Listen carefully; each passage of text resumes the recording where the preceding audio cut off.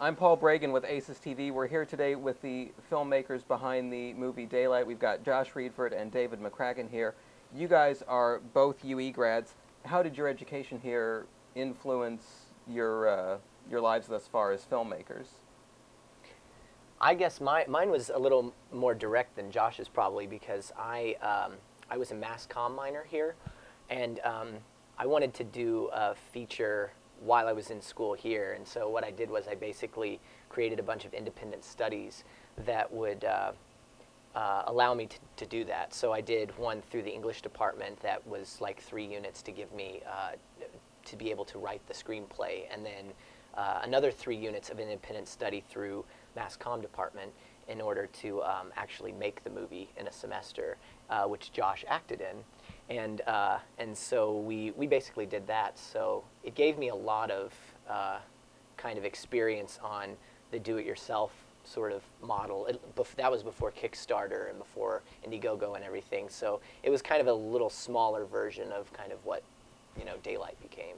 Okay. Mm-hmm. Yeah, for myself, I was a music major while I was here, and so in a producing role, that didn't really help me a whole lot. But the way I really got a start in films was working with David on a number of them as the writing the score for it. In fact, we recorded one of our films. We had the UE orchestra and choir and recorded over in New Chapel, which was really cool. That was kind of what jump started that for me. That's where I was like, oh yeah, I really like doing this. And then I've gone on to that, but also to do other things. I guess I was a business minor while I was here, so as a producer, I have been using some of that knowledge from that as well. So I would say, yeah, my UE experience has helped me a lot. So tell us about this movie, Daylight.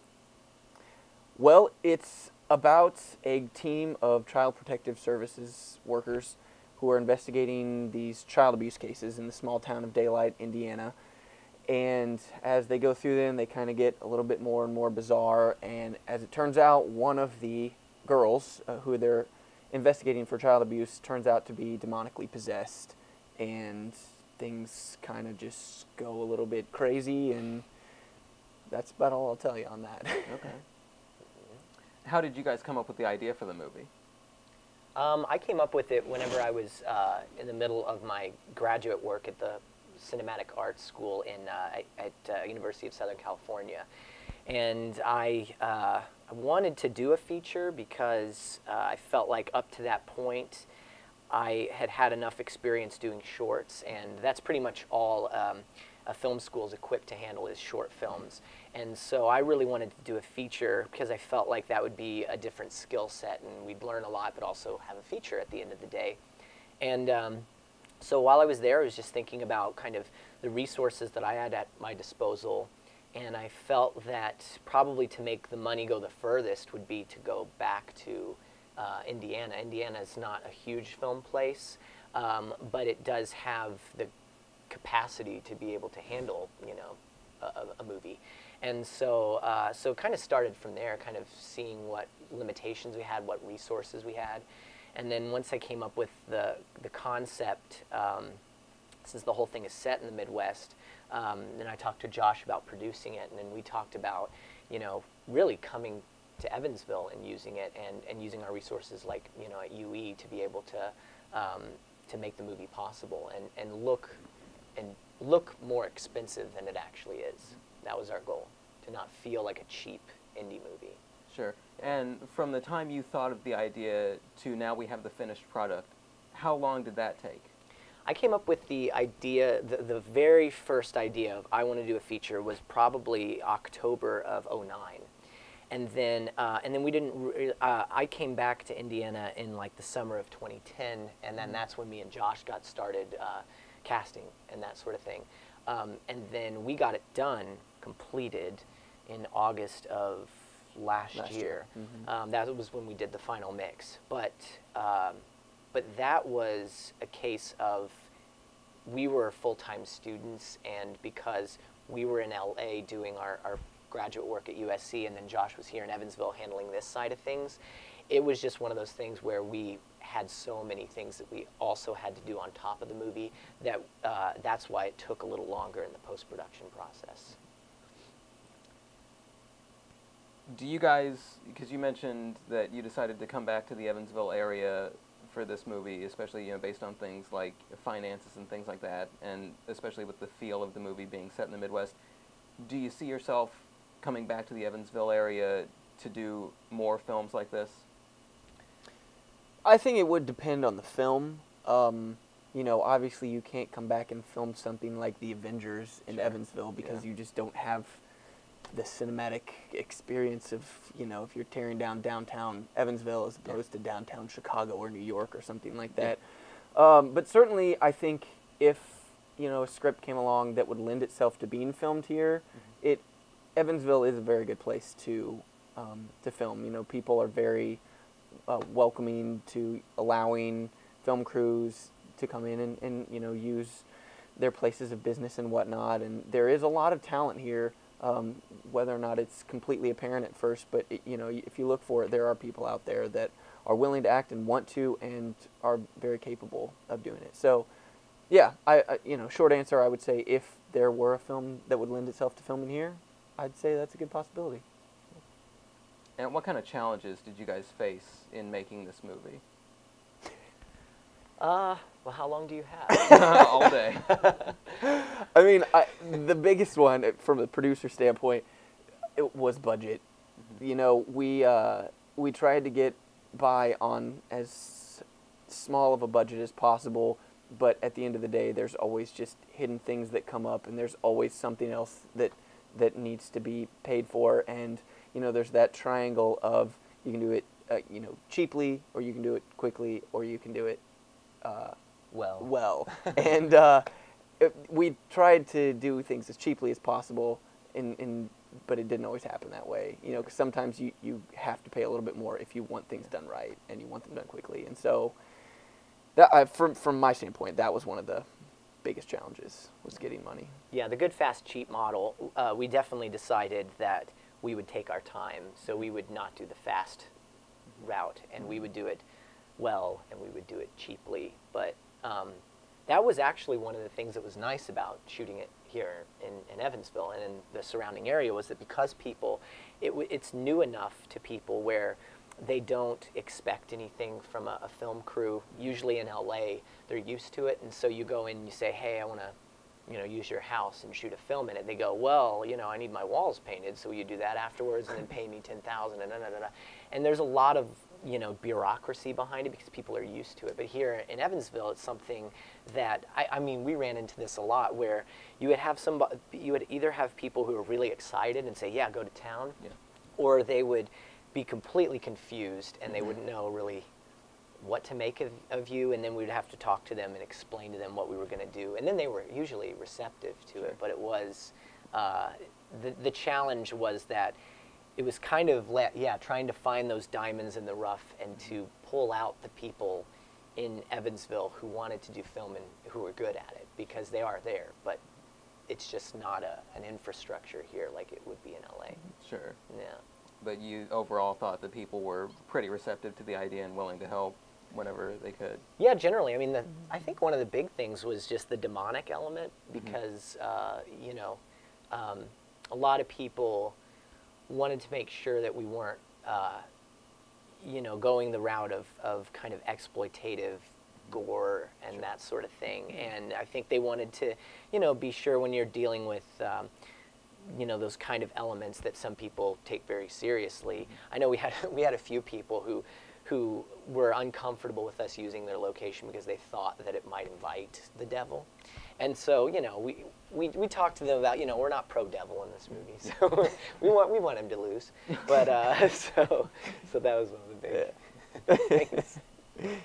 You guys both took on so many roles, wore a lot of different hats in this movie. I wrote them all down here just because I don't want to forget any. David, you were the director, writer, actor, producer, and location manager. Josh, you were an actor, producer, composer, dialogue editor, and location manager. How did you guys come to take on so many roles in this movie, and what effect did that have on you guys and the movie as a whole? Well, We're balding.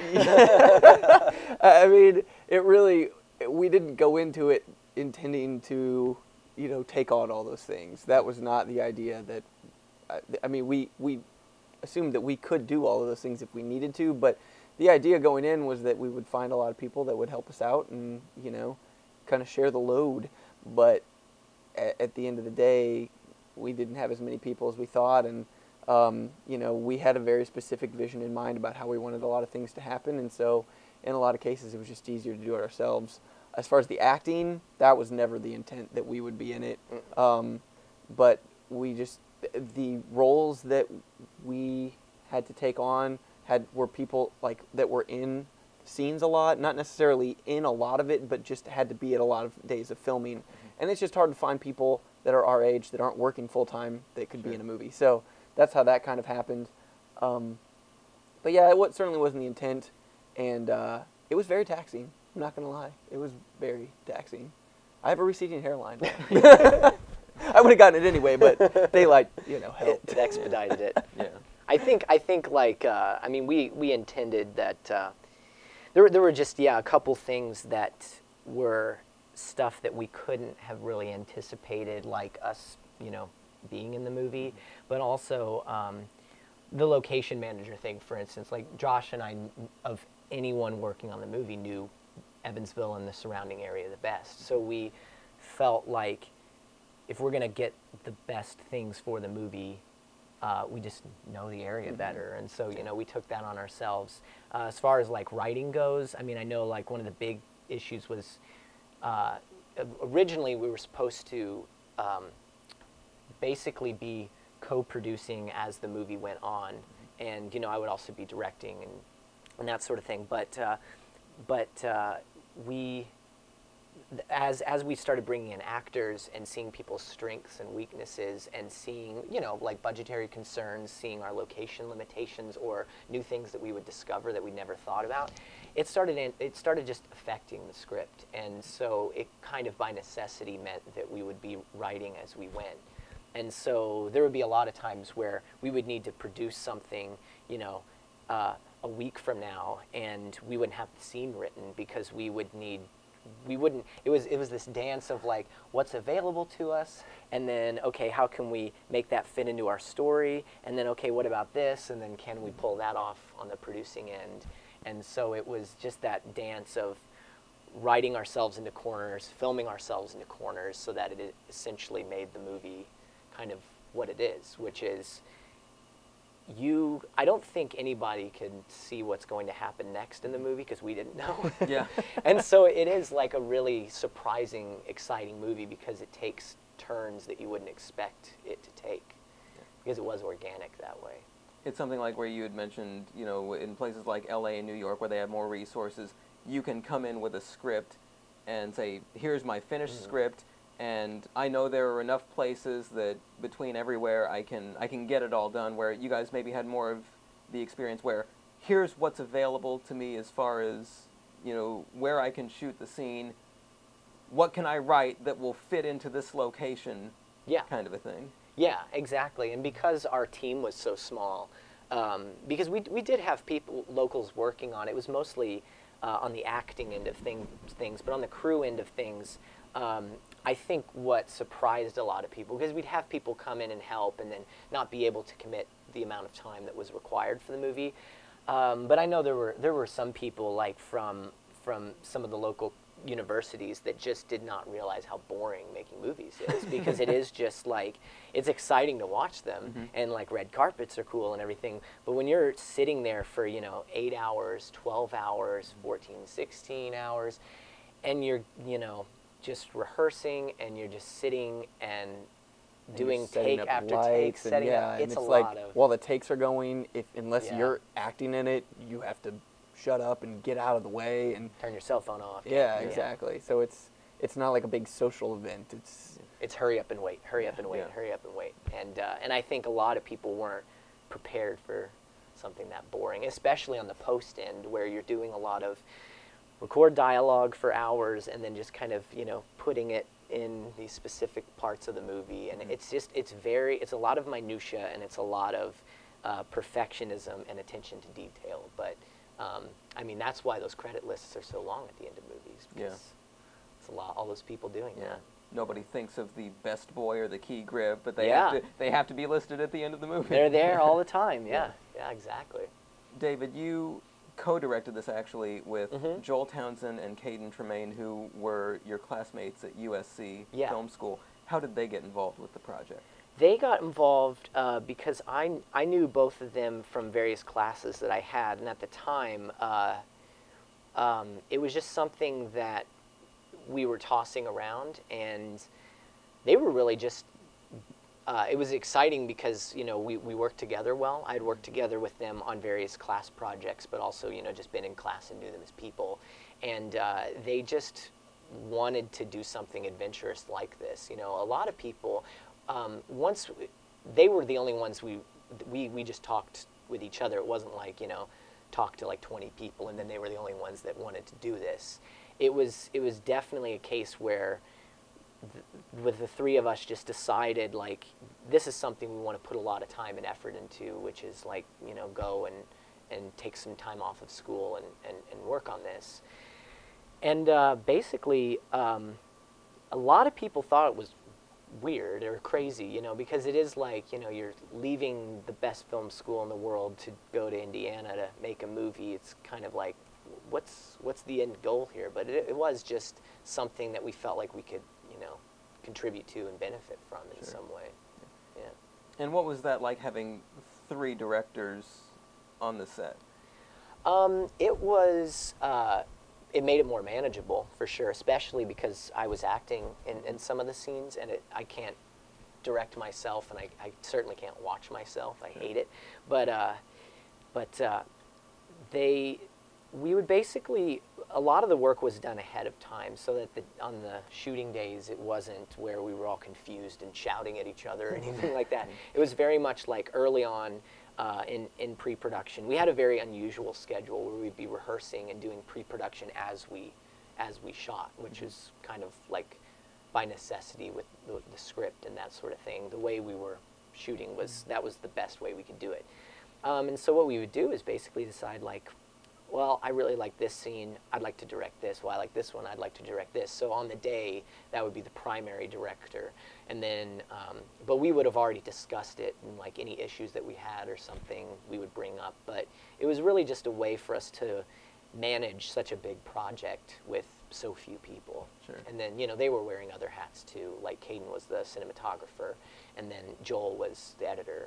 And so, so it was definitely like, we were all wearing these hats, but at the same time, we all knew the movie that we wanted to make the best, and we knew we were in it for the long haul. Sure. And I think, kind of to add to that, having the multiple directors, one thing that I saw, both as an actor, but just kind of watching over it as a producer, was that, each one of the directors has a certain way of speaking to, like, the actors and whatnot, and so it kind of sort of just happened that there were certain actors that one of the guys could talk to better. And so it was like, if something just wasn't quite going right, and Joel was trying to talk to one person, and then David could be like, no, this is actually what I mean. Or, Caden could be like, this is actually what I was thinking here. And, everybody sort of has their own way of communicating. And so I think, each actor had a different director that they could respond to better. So I think it helped in that, if it wasn't quite going right, somebody else could step in and be like, I think this is what you're trying to say here. Mm-hmm. So it was good in that way. You had mentioned, you're directing and acting, and you said you kind of tried to stay out of the scenes as far as directing that you were acting in. So when you were actively in a scene, was that all Joel or Caden? Because I've seen, a lot of times, especially you think of like Ben Affleck recently with some of his films where he has directed and then also had something of a minor role in it. Was there any of that in your case where, you would be both directing and acting in a scene? I think, yeah, especially because me and Joel wrote it as well.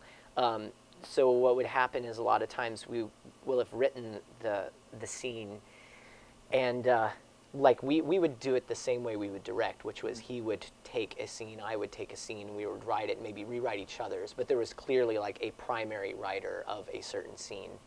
Okay.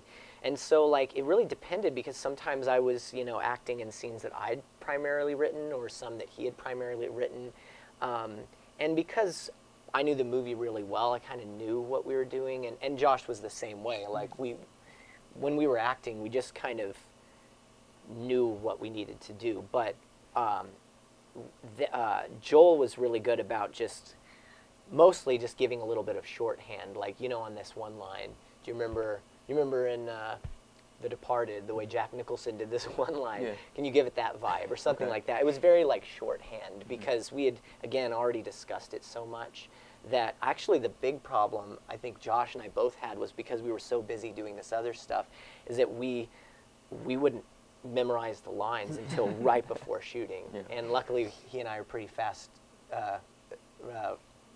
memory people, but exactly. but it was tough because there were like uncut scenes of like 5 minutes where we'd have to know 5 or 6 pages of dialogue, and we would throw people off every now and then because, you know, obviously if you're memorizing it an hour before the scene's getting ready to start, you're not going to get all the lines right. No. And, you know, other actors would come in and, you know, they know it just like that. And they're like, that's not the line. Yeah. It's like, that's the way I know it. and they're like, you wrote it. Why are you delivering different lines? Because I wrote it didn't mean I actually read it. That's right. It's not set in stone. Yeah. But in that way, you know, it gives it more of a realism. You know, it's supposed to be a found footage kind of thing, and it seems very real life. You know, if somebody starts stuttering through sentences because they're trying to make it up as they go along. Well, that's how people talk, and that happens sometimes. So, you know. And that happened early on, where we decided that because we wanted that realism, here's the script, but don't stick to it. Sure. Really add yourself to it. It was more like,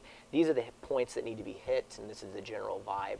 And it was very meticulously written, but at the end of the day, it is not the movie, it is a script. And so we definitely, a lot of the actors had to get used to that because they did want the memorized lines. But, and I think towards halfway point, Josh and I started purposefully not knowing our lines very well, so that it would do that, you know, it would add that. That made it a nightmare for ADR later. Oh, but, sure. But at the time, it was good. It sounds great. You guys have already premiered this movie at the Motor City Nightmares Festival in Michigan and the Film for Fright Fest in London. What has that experience been like, going to various film festivals? Well, when we didn't make it over to England, unfortunately, for the past one, but just, you know, particularly for something like Fright Fest, which is a huge event over in London, and, you know, there's people from all over the place in England that really get into it. You know, TV stations run ads about it for the whole month leading up to it, and there's all kinds of publications both online and in print, and it's a huge deal. And so it was really neat to, you know, see people getting very excited about it that we had no, you know, like people we didn't know. Obviously in Evansville it's different because, you know, people can feel more close to it because it's like, oh, hey, this was filmed in our city. That's really cool. Or people were directly involved on it. But this is something that's, you know, completely across the ocean, and yet there's people getting excited about it. So I think that's kind of a new thing that was really neat.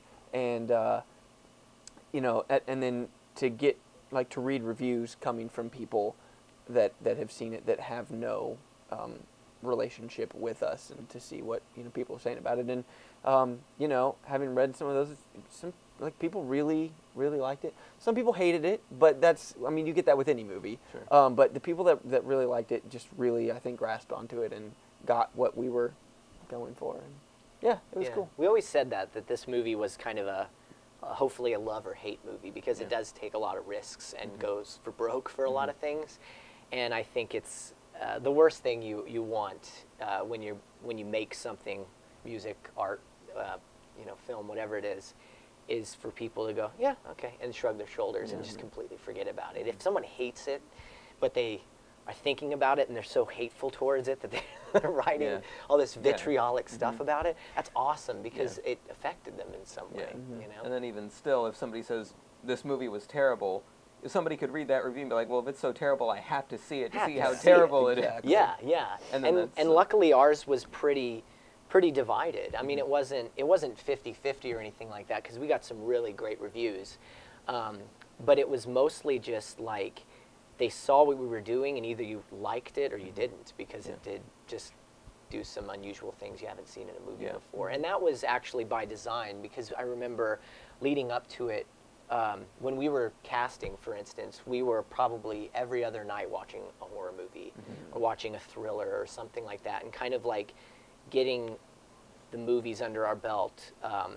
That I think I did an estimate one time that between me, Josh, Caden, and Joel, I think we'd all seen like 5,000 movies at least or something. We've seen a lot. Outrageous. And so we knew what the genre was that we were doing, and we knew what we didn't want to do and what we didn't want to copy. And if we did want to copy, it was more to kind of do a spin-off of that instead of just completely emulating it. And so that was our goal with it, was to make it different. Yeah. There are some very interesting special effects in this movie, especially towards the end, and that was something you mentioned, that you didn't have this huge Hollywood budget that a lot of films had. How were you able to fit in a lot of those kind of special effects? We had a awesome team of visual effects artists in LA who basically just toiled for hours and hours and hours to get the effects that we wanted. I mean, we didn't get everything that we wanted. I think there were still some that didn't quite come through, just because like certain things that we had envisioned would have, taken James Cameron to figure out how to do. So, we had to settle with what we could. But it was just one of those things that, with David and Joel and Caden being out at USC and being surrounded by some of the finest talent in the country as far as film goes, just kind of dug up some people that, were looking to do the same thing that we were, which is, get something with your name on it, get some experience doing something that, no one else had really thought of before. And we just happened to find some people that were able to do what it was that we wanted to do. Cool. We tried doing as much in camera as possible, too, so that we wouldn't depend on the computers later. Yeah. And so we did, some old school tricks, and, we used, makeup and that sort of thing. Like, I think one of my favorites was, like, for earthquakes and stuff, like the way that we emulated those. Is, you'd shake the camera and you throw flour at people and it looks like dust coming and that sort of thing. And then you add a lot of noise and it's an earthquake. Yeah, there's not as many digital effects as you would think. They were mostly there to augment things that we kind of already shot. Yeah. There's a couple money shots that are just like, oh yeah, that's cool. But overall, we tried to get away with doing as much as we could on the day of filming. Sure. Yeah. You guys will be premiering this movie in Evansville on October 5th at Showplace Cinemas East. What can you tell us about the premiere? Everyone's invited. So it'll be at 4 p.m. in the afternoon, and we'll probably be doing 2 screens, because we're going to definitely fill 1, and I think we're going to spill over into 2, which is why we're encouraging anybody who's interested in a ticket to get it in advance online, because then that way we'll know how many theaters to get, because what we don't want is to turn people away. Sure. But since it is the premiere, most of the people who worked on the movie, who acted in the movie, will be there. And so it'll be a chance to meet the people who worked on the movie. And I mean, they're excited because it's been 3 years of the making, and so they finally get to see everything that they've done on screen. And then, we'll have posters for people to sign, DVDs for sale, shirts, We're going to make it a big event. Cool. You mentioned people can buy tickets online. Where can they go to get the tickets? Go to it's the Showplace Cinemas website. I think it's showplacecinemas.com. And basically, if you scroll down to the bottom, there's a little banner that's got the Daylight, or part of the Daylight poster on it. And if you just click on that, it'll let you buy tickets very easily. But that gives us an idea of how many DVDs to have on hand. And what we just don't want to do is, have people who want certain things, who want to just see the movie on the screen or have a poster or something, and we don't have enough. So, if you do it early, then that gives us a better idea. But if you don't, you can show up on the day and get a ticket and hopefully see the movie and meet everybody who worked on it afterwards. Cool. You guys have mentioned that your ultimate goal is to get a wide theatrical release for the movie. how can people in Evansville help make that a reality? I think the main thing is actually one of the things is online, because so much of this stuff is online. So the more you spread the word about it, like if you want to keep up to date on the movie's progress, the main way that we do that is through our Facebook page. That just has been the easiest. And so you search Daylight on Facebook, and it should pop up. Ours is like the poster with the house on it and that sort of thing. But and then the Internet Movie Database, IMDb. You can go on there, and you can, if you, I think, just log into IMDb, just create an account. It's free, but it allows you to rate the movie. So the more ratings you have, and the higher ratings you have, the more we can kind of use that as momentum. Because what we basically want to do is just show that people are interested in seeing this movie, and so the more we can do that, the more you can kind of drum up support and have distributors look at it and that sort of thing. And our hope is that it'll get into at least a few theaters and on Netflix and online. Like we already have VOD distribution in the UK, so our UK viewers can go onto the horrorshow.tv website. But anyways, so it is starting to get distribution, but obviously, we want the States, and we want to be able to show it as wide as possible. Okay. Yeah. Any final thoughts you guys want to leave with our viewers? Just hope to see as many people as possible at the premiere. I think that's going to be a lot of fun. Yeah, that's it. Yeah. Okay. I'm Paul Bragin with Aces TV.